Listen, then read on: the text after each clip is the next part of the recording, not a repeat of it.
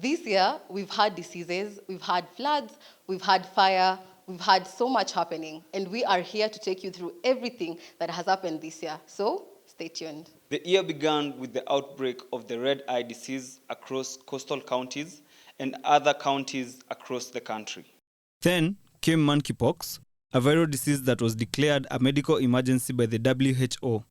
Cases still continue to be recorded. On February 2nd, 2024, a gas explosion happened in Embakasi that led to widespread destruction.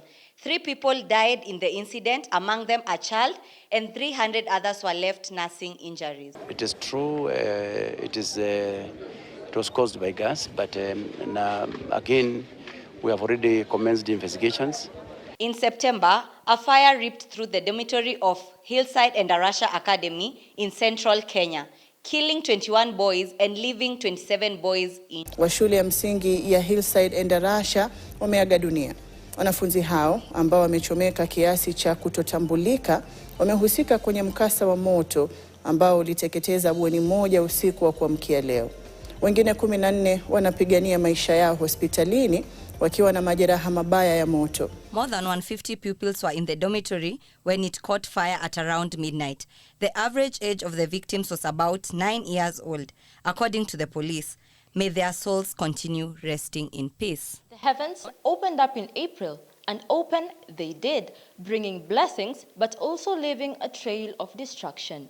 On April 29, 2024, devastating flash floods hit Mai Mahiu, Kenya. A dam burst and swept through 5 villages, including Kamushira and Jerusalem. The deluge claimed over 50 lives, including 28 children, with dozens injured or missing. Hundreds were displaced and critical infrastructure like roads were destroyed. Other regions in Kenya were also affected by the floods, including Nairobi County, Western Kenya regions such as Kisumu, Homa Bay, Busia, Migori, and Kakamega, which have experienced severe flooding from backflows of Lake Victoria. Kenyans who lived in riparian lands were also evicted. Church leaders, once perceived to be allies of the current regime, have in recent months turned to be the biggest critic. Some of the members of the clergy publicly voicing their disappointments with the government of the day, even going to the point of accusing it of lying to Kenyans. Others have even returned offerings. Now, the Catholic Archdiocese of Nairobi has declined a donation of 2.6 million shillings from President William Ruto, citing ethical consideration. In a statement on Monday evening, the church also said it will refund the 200,000 shillings donated by Nairobi Governor Johnson Sakaja made when he accompanied President Ruto to a Catholic church in Nairobi, Soweto. Still on matters religion, in February 2024, televangelist Benny Hinn held a 2-day crusade at Nyayo National Stadium, Nairobi, focusing on prayer and healing. Invited by First Lady Rachel Ruto, the event drew thousands of attendees from Kenya and beyond. Some religious leaders have also had their fair share of social media fame.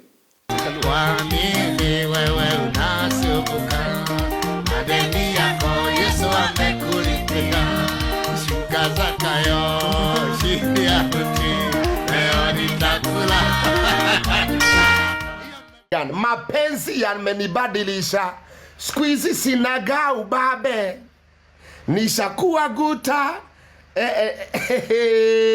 nishakuwa guta, niache moyoni ni ya baby, mimi kukua. Kenyans have had to watch so many court cases this year, starting with the case of Joseph Irongo, also known as Joey, who was found guilty of murdering Monica Kimani back in 2018. Joseph Kuria Irungu alias Joey.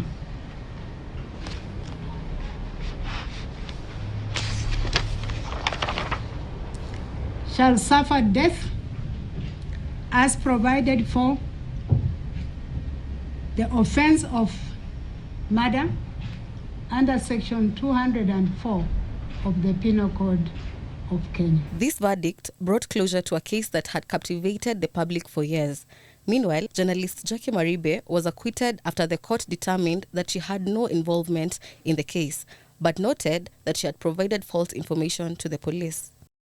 Then came the case of Rigathi Gachagua. He was impeached just 2 years in, following a motion that was tabled by Kibwezi West, Mwengi Mutuse. Despite putting up a spirited fight in the rigorous process involving both houses of parliament, battling sudden illness, and the countrywide public participation exercise, Rigiji was impeached and quickly replaced by Professor Kindiki, who was sworn in as deputy president soon after. Son of Mau Mau has promised to give a political direction to Murima come next year, whose love and defense has seen cost him the second highest seat in the land, or so it seemed. In a recent turn of events, President Ruto visited former President Uhuru Kenyatta at his Ishaweri home. Is this the beginning of a new political alliance? Is Ruto courting Murima through Uhuru? We cannot wait to see what becomes of Murima in 2025. Lawyers pia walishine this year. It may be getting hotter, but look at the document, compose yourself and read. How many shares does Keith Ekinu Regard hold according to your own document? They are not indicated. How many shares does Kevin Gachagua Regard hold according to your own exhibit? They are not indicated. What is the total number of shares in that company? Kidogo tu hii kuwa another court case. Then enter roho chafu ya kupinga kila kitu, strike 1 of 2024. Some proposals in the finance bill of 2024 were not received well by many Kenyans. In June, public engagement was at an all-time high, seeing online campaigns and the rise of Gen Z protests. MPs who supported the bill ran out of luck after their phone numbers were leaked out in the public for some greetings. Na walisalimiwa. This was the genesis of the new political class: Kasmuel Mukure, Morara Kebaso, Hanifa, and others. In a never-seen-before moment, protesters with the hashtag Occupy Parliament made true their threat. The young people agitating for change, the reconstitution of cabinet was not enough. They demanded a direct talk with the president. The formation of the broad-based government was the first step to calming the Gen Z heat in what the president termed as inclusivity. Hold that thought. Because the protesters have made their way into parliament. We've seen several members of parliament trying to access the Bunge Tower. Na ndio sababu juzi nimeweka baraza la mawaziri ya kuwaunganisha Wakenya kutoka sehemu zote. Kenyan doctors, nurses, and intern doctors went on strike over salaries, poor working conditions, and delays in implementing a 2017 CBA. No way you will post half and leave the other half. All of us have been out, and even before the finance bill, we were being told the same thing, that there's no money. Then, JSS teachers. Hatutakubali chochote. Then, lecturers. This culminated with a deal to disperse 9.7 billion shillings, extending semesters to recover lost academic time, bringing to an end 4 weeks of little to no activity in Kenyan universities. Just when we thought the Gen Z protest and the numerous industrial strikes was so heavy on our souls, we woke up to some gruesome news of some body parts being found at a dam site in Kware Pipeline, Nairobi. Tonight, it is horror. Shock after 10 bodies were retrieved from a small dam in Kware area of Mukuru, Kwanjenga, Nairobi. Shockingly, all the bodies were female and had been dismembered in the most gruesome manner and wrapped in gunny bags. Some of the bodies cannot be recognized. This dreadful revelation raises questions about who is behind these horrific killings and why they committed such atrocities in the most inhumane way. Collins Jumaisi Halisia, a self-confessed serial killer and prime suspect accused in Kware murders, was arrested on July 15, 2024 in Kayole, Nairobi. Jumaisi, alongside 12 other prisoners, escaped from Gigiri police station under unclear circumstances where they were being held. 5 Gigiri police officers who were under investigation for allegedly aiding the escape of Jumaisi were released by a Milimani court. His whereabouts remain unknown. His arrest followed forensic investigations tied to mobile money transactions involving one of his victims, with detectives discovering incriminating evidence at his residence, including tools and personal effects of his victims. This year, Kenya has seen a rise in femicide cases. Every time a case was heard, the country was shaken. Scarlett Wahu, Rita Waini, just to mention but a few names of the souls lost in cold blood. At the culmination of the 16 days of activism against gender-based violence, Kenyans marched to the streets in peaceful protests, raising awareness and condemning acts such as femicide. But as has become the norm in Kenyan demonstrations, peaceful or not, tear-gassed they were. It's a shame, it's a disgrace. It's a disgrace. The world is celebrating human rights and Kenya is anti-human rights. They are killing us every day. They don't want to be accountable. In Kirinyaga County, at least 13 died and numerous people went blind after consuming illicit brew suspected to have been laced with ethanol. This year, several school bus accidents have occurred, with notable tragedies involving a bus accident that claimed the life of Karibi's son, raising concerns about the safety of school transportation and prompting calls for improved regulations and oversight to ensure the safety of students. Adani, Adani, Adani, probably the most popular name of 2024, and the company that had been tasked with the transformation of JKIA quickly became unpopular after details of the agreement between them and the government of Kenya were made public. First of all, this young man definitely caught the attention of Kenyans.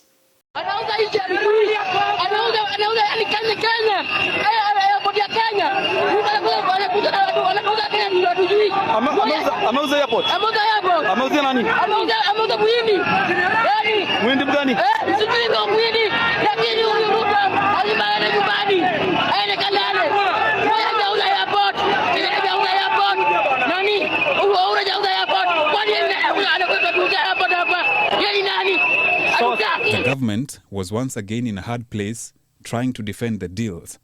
But it wasn't long till President Ruto had to direct ministries to halt any procurement involving Adani following the interdiction of Gautam Adani in the USA, as well as massive public outcry. President Ruto had a little something to get off his chest. Wale wanapinga airport hata hawajawahi kukanyaga kwa airport hata siku moja. Sasa unapinga tu ukiwa anyway, lakini ndio hivyo. Tulieni guys, sio hiyo. Social health insurance, social health authority, I know it's confusing. Kenya transitioned from the National Health Insurance Fund, NHIF, to Social Health Authority, SHA, which introduced 3 distinct funds: the Primary Healthcare Fund, the Social Health Insurance Fund, the Emergency, Chronic and Critical Illness Fund. The bigger bone of contention here was the SHIF system, which costs a whopping 104 billion shillings. Kenyans again asking, why? The enigma Raila Amolo Odinga, a man who has his way through every regime in Kenya. His chance at having a stake in government was stamped by the formation of a broad-based government. Uhuru ndiye alinipiga mimi simu. Uhuru akaniambia mimi tafuta Bwana Ruto ongea na yeye. Kenya ikichomeka hatakuwa na nchi nyingine. Mpaka hii tuzime hii moto, watu waketi chini waendelee waliwane. William ndiye akanitafuta.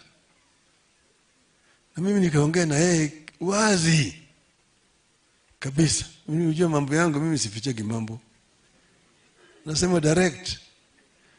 Magazeti hapa naandika siji nini Raila na Ruto handshake, hakuna handshake. Raila is now in full gear campaigning for his chairmanship of AUC. His foot soldiers back at home have not let him down. Na saa hii mimi naona hizo ndio inafanyika. Sasa tutapinga ya nini? Kama kazi inafanyika, tunaweza kupinga kweli? The ongoing peacekeeping mission in Haiti continues as various organizations strive to address the pressing needs of the population amid ongoing political instability and natural disasters. On one of his foreign trips, President Ruto had a stopover in Haiti to interact with police from the Kenyan troop and had a chance to sing and pray with them.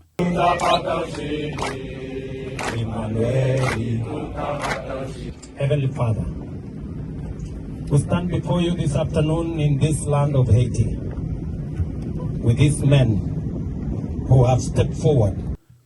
Eldoret officially became Kenya's 5th city, a status conferred by President William Ruto on August the 15th this year. But before Kenyans could enjoy their new city... Why? Why between my interview you're passing around? I hate also, you! In 2024, Starlink significantly expanded its presence in Kenya by introducing more affordable internet options aimed at increasing accessibility for users. When it comes to the entertainment scene, one of the biggest stories definitely has to be that of Vybz Kartel, who was released after serving a 13-year prison sentence. His Kenyan fans reacted in excitement, urging organizers to work to bring him into the country. Still on entertainment, Sean Diddy Combs has faced allegations of sexual misconduct and abuse, with numerous people coming out to testify. Is it safe to say Hollywood is quickly becoming a slopey hill? Back home, this year has not been without drama in the entertainment scene. From failed reggae concerts to musicians crying before going on stage. Kunaendaje? But imefika place Kenya ukiwa mdeadly, ukiwa unafanya the right thing. They want to bring you down. How do you feel? Across borders, Donald Trump made a spectacular comeback by being elected as the 47th president after defeating Vice President Kamala Harris in the November 2024 polls.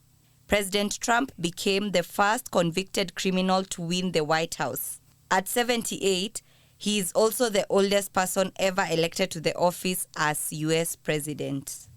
In the continent, several countries have held elections, from Ghana to Senegal's young president to Namibia's first woman president. The tide is truly changing for African countries. Well, Syria just did the thing, ending a 50-year rule. Who's next? This year, we lost great people.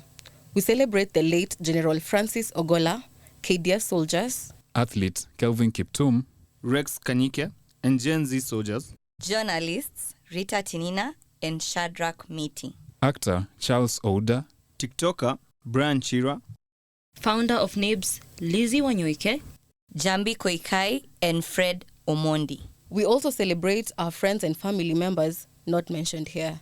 You are great Kenyans. We celebrate you, and may your souls rest in eternal peace.